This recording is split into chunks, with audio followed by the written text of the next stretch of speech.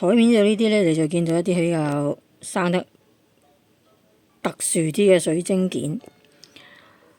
咁你見到佢咧就唔係平時嗰啲好工整或者好一支棒一支柱啊精軸嗰啲嘅，咁佢就會比較多攣攣啊，一層一層啊，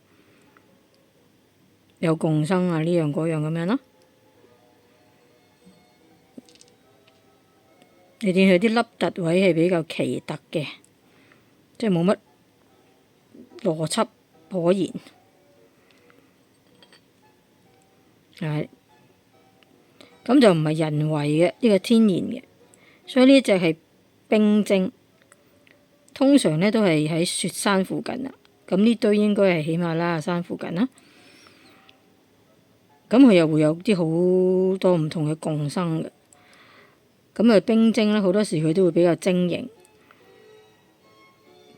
但係都唔一定嘅。其實最主要係佢嗰個形態咧係會好岩巉嘅。同雪共生啊嘛，咁當啲雪融咗嘅時候咧，同埋嗰個壓迫力好強咧，咁佢嗰個凹凸位咧就會好 QK 啦。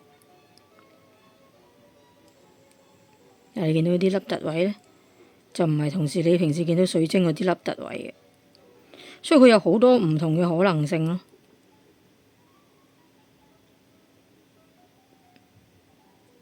你見到呢啲凹凸啦。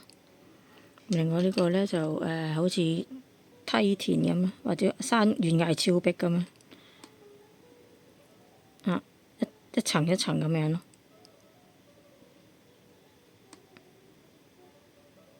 你見到呢度啦，都好多層次嘅。有啲地方就會特別亮咯，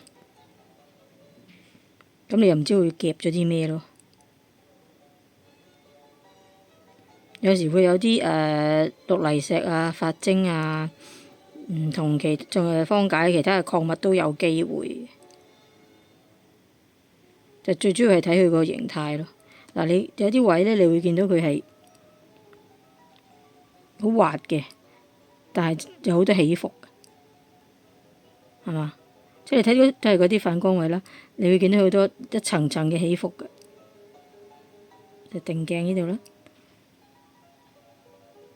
咁裏邊就呢個位就睇到即係山崖咁啦，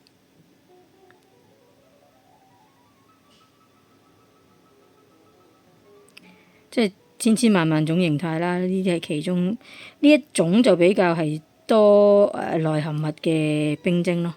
咁亦都有一啲係比較純水晶嘅，就係水晶本身啦。只不過個 shape 就比較即係個形態就比較亂啊，或者係凹凸咯。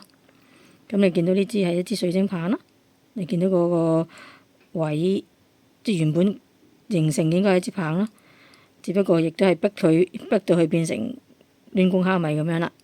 咁呢個有好明顯嘅綠幽靈或者綠泥石嗰類啦。咁個尾亦都有其他水晶共生花瓣咁樣啦。咁所以呢種水晶嘅生長形態就會比較特殊啦。咁